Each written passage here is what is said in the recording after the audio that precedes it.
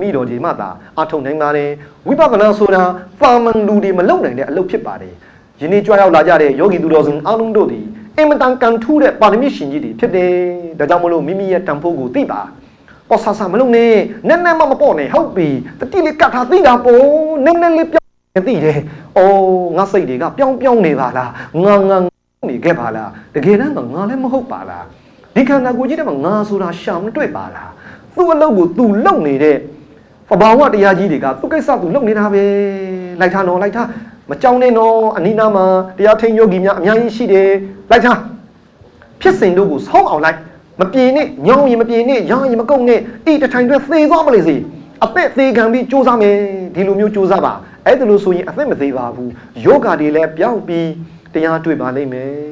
ခန္ဓာထဲကနေပြီးဝေဒနာတစ်လုံးနဲ့ရှုမှတ်နေတဲ့ပုဂ္ဂိုလ်တို့ဒီလေဝေဒနာတစ်လုံးဤဖြစ်ပြီးရင်ပြစ်သွားတာလေးကိုတွေ့လိုက်ရင်ဝိပဿနာဉာဏ်ဆိုတာရရှိတာပါပဲအဲ့ဒါကိုဝိပဿနာဉာဏ်10ပါးထဲမှာဥဒိယဘယဉာဏ်လို့ခေါ်ပါတယ်အချို့ယောဂီတွေကြတော့ဝေဒနာဆိုတာကိုအကျဉ်းသားမရသေးတဲ့ပုဂ္ဂိုလ်တွေကြတော့လေမိမိဒီဓာတ်ကိုရှုမှတ်နေတဲ့ပုဂ္ဂိုလ်တို့ဒီလေဓာတ်ကမ္မထာနဲ့ရှုလို့ရပါတယ်ဓာတ်ကမ္မထာနဲ့ရှုတဲ့ပုဂ္ဂိုလ်တို့ဒီပေါ်နေတဲ့ဓာတ်ကိုတစ်လုံးနဲ့တစ်စက်မမှန်ရှုတယ်ပါထွီပေါ်နေတဲ့ပုဂ္ဂိုလ်ပါထွီလို့တစ်လုံးနဲ့မှတ်ပြီးရှုတဲ့ပုဂ္ဂိုလ်တို့ဒီလေပါထွီတစ်လုံးတို့ဒီဖြစ်ပြီးရင်ဒီပြီးပြစ်သွားတာလေးကိုတွေးလိုက်မယ်တူပါပဲဓာတ်တစ်လုံးတို့ဒီလေဖြစ်ပြီးရင်ပြစ်သွားပါတယ်ဝိပဿနာဉာဏ်ကိုရောက်တာပါပဲတချို့ယောဂီတွေကြတော့လေယုံနံရုပ်ဆိုတာအစင်ထာဝရပြောင်းပြီးဖောက်ပြန်နေသောသဘောခန္ဓာထဲမှာအမြဲတမ်းရှိနေတယ်ပြောင်းလဲပြီးဖောက်ပြန်နေတယ်ရုပ်ပါရမတ္ထရုပ်အဲ့ဒီရုပ်ကပြောင်းလဲပြီးဖောက်ပြန်လိုက်အနောက်ကနေကပ်ပြီးညှော့ပြီးတိနေတဲ့ခံစားမှုသဘောလေးဟာပါရမတ္ထနံလို့ခေါ်ပါတယ်ရုပ်ကဖောက်ပြန်တဲ့အလုပ်လုပ်တယ်နာကခံစားတဲ့အလုပ်လုပ်တယ်ရုပ်နံတို့သည်တပြိုင်တည်းမှာဖြစ်ကြတယ်တဲ့ရုပ်နံတို့သည်တပြိုင်တည်းမှာဖြစ်ပြီးတော့ရုပ်ကဖောက်ပြန်မှုပြစ်ပြီးဆိုရင်နာကလည်းခံစားမှုကပြစ်တော့တာပါပဲရုပ်နံတို့ဤအပြေရုပ်နံတို့ရဲ့အဖြစ်ရုပ်နံတို့ဤအပြစ်တို့တွေ့သွားပြီဆိုရင်အတူတူပဲဝိပဿနာဉာဏ်ကိုရောက်တာပါပဲယောဂီတို့ဝိပဿနာဉာဏ်ထဲမှာပဲအလုံးရောက်တယ်နော်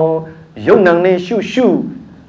ဓာတ်နဲ့ရှုတဲ့ပုဂ္ဂိုလ်ကဓာတ်ကမ္မထံလို့ခေါ်ပါတယ်ဝေဒနာတစ်လုံးနဲ့ရှုနေတဲ့ပုဂ္ဂိုလ်တွေကြတော့နာမ်ကမ္မထံလို့ခေါ်ပါတယ်ကမ္မထံမတူပါဘူးတဲ့တယောက်နဲ့ကဲယောဂီပေါင်းတို့ကိုယ့်ကိုယ်ရဲ့ရှုွက်ကိုကိုရှုနော်မိမိကမ္မထံနဲ့မိမိရှုရတယ်ကြိုးစား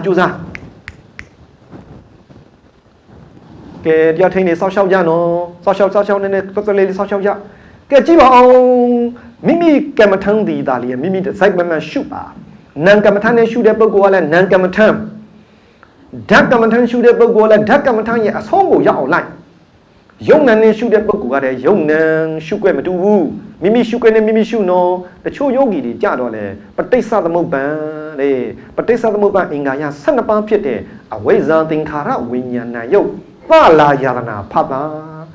ဝေဒနာဟာတဏှာကုရင်ဥပါဒံဖြစ်ပြီးကာမဘဝပေါ်ဇာတိပေါ်ဇရမဏဖြစ်ပြီး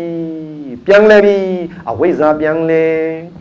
အဝိဇ္ဇာသင်္ခါရဒီလိုနဲ့ပဲပဋိစ္စသမုပ္ပါအင်္ဂါရ12ပါးတို့ဒီခန္ဓာထဲမှာလည်နေလိမ့်မယ်အဲဒီလိုလည်တဲ့အခါမှာခန္ဓာ5ပါးယုံနာ2ပါးတို့ဒီအကြောင်းနဲ့အကျိုးကြီးလည်နေတာတွေ့တယ်ခန္ဓာ5ပါးတို့တွင်ရူပခန္ဓာကိုအကြောင်းခံပြီးဝေဒနာခန္ဓာအကျိုးပေါ်ဝေဒနာခန္ဓာအကြောင်းပြန်ခံ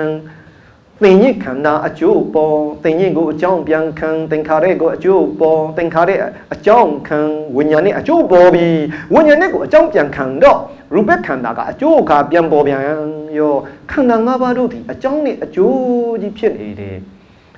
ယုံနံတို့ဒီအကြောင်းအကျိုးတဲ့ယုတ်အကြောင်းနံအကျိုးနံအကြောင်းယုတ်အကျိုးဒီလိုနဲ့ပဲအကြောင်းအကျိုးနဲ့ကြီးမိမိခန္ဓာထဲမှာမြင်လာပြီဆိုရင်ဝိပဿနာဉာဏ်ကိုရောက်တာပါပဲဘယ်ရှုွက်နဲ့ရှုကိုရှုွက်နဲ့ကိုရှုတာပဲနောက်ဆုံးကြရင်အတူတူပဲတဲ့ယုံနဲ့2ပါးတို့ရဲ့အကြောင်းအကျိုးကိုမြင်တဲ့ပုဂ္ဂိုလ်တို့ဒီလေဝိပဿနာဉာဏ်ကိုရောက်တာပါပဲတချို့ယောဂီတို့ကြည်သည်အနိစ္စလက္ခဏာတဲ့ခန္ဓာထဲမှာကြည့်ပြီးရှိချင်းဆိုတာမမြဲပါလားဒါ လောပဲကြည့်ကြည့်အရှိတရားဆိုတာလိုက်ရှာတယ်မမြဲဘူးတဲ့ဗျာအဲ့ဒီလိုမမြဲခြင်းသည်အနိစ္စလက္ခဏာလို့ခေါ်ပါတယ်အဲ့ဒီအနိစ္စလက္ခဏာပေါ်ပြလာတာကိုမိမိကနေပြီးတော့အရှုခံအနိစ္စလက္ခဏာကိုအရှုဉာဏ်ကနေပြီးရှုမှတ်လိုက်တဲ့အခါမှာပေါ်လာပြီအနိစ္စလက္ခဏာဉာဏ်ဝိပဿနာဉာဏ်ကိုကူးသွားတာပါပဲအရှုခံမှာအရှုဉာဏ်မှန်သွားရင်အသိဉာဏ်ပေါ်ပြီးဝိပဿနာဉာဏ်ကိုရောက်တာပဲတချို့ယောဂီတွေကြတော့လေဒုက္ခတဲ့ဖြစ်ပေါ်ခြင်းချုပ်ပြောက်ခြင်းတို့သည်အစင်ထာဝရနှိမ့်ဆက်နေတာကိုခန္ဓာထဲမှာအစင်မပြတွေ့နေပါလားဟောဒီလိုနှိမ့်ဆက်နေတာညင်းဆဲနေတာကိုတွေ့လာပြီပေါ်ပြလာတာကအရှုခံဒုက္ခလက္ခဏာမိမိကနေပြီးအရှုဉာဏ်ကနေပြီးတော့ရှုမှတ်တာမှန်မှန်ကန်ကန်ရှုမှတ်တတ်လိုက်ရင်အသိဉာဏ်ပေါ်လာပြီဝါရောပေါ်တဲ့ပုဂ္ဂိုလ်ကလည်းနော်လိုက်ထားနော်သူ့အလုပ်သူလုပ်ပါစေဟုတ်ပြီလိုက်ထားဟုတ်ပြီလိုက်ထားနော်သူကိစ္စသူဆောင်ရင်းနေတာကိုမပါစင်နဲ့သူ့တဘောပါထွေသမားလည်းပါထွေသမားအလိုက်အာပေါ်သမားလည်းအာပေါ်သမားလိုက်လည်းမပြေနဲ့နော်လိုက်ထားနော်ကြည့်ပါအောင်သူ့အလုပ်ကိုသူလုပ်နေတယ်ဗျာဒုက္ခလက္ခဏာ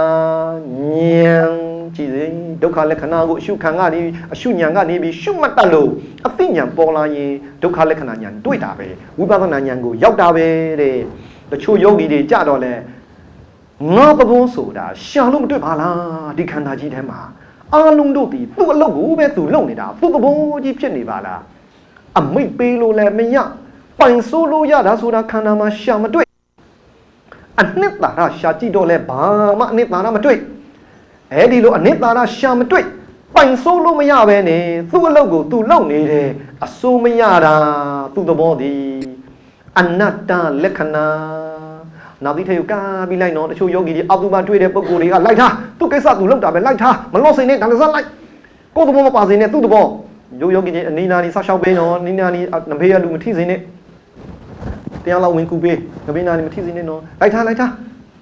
နောက်ပြီးထေကပ်ပြီးလိုက်ကဲစူးစမ်းပါအောင်အနတ္တဆိုတာငါသဘောမဟုတ်သူ့သဘော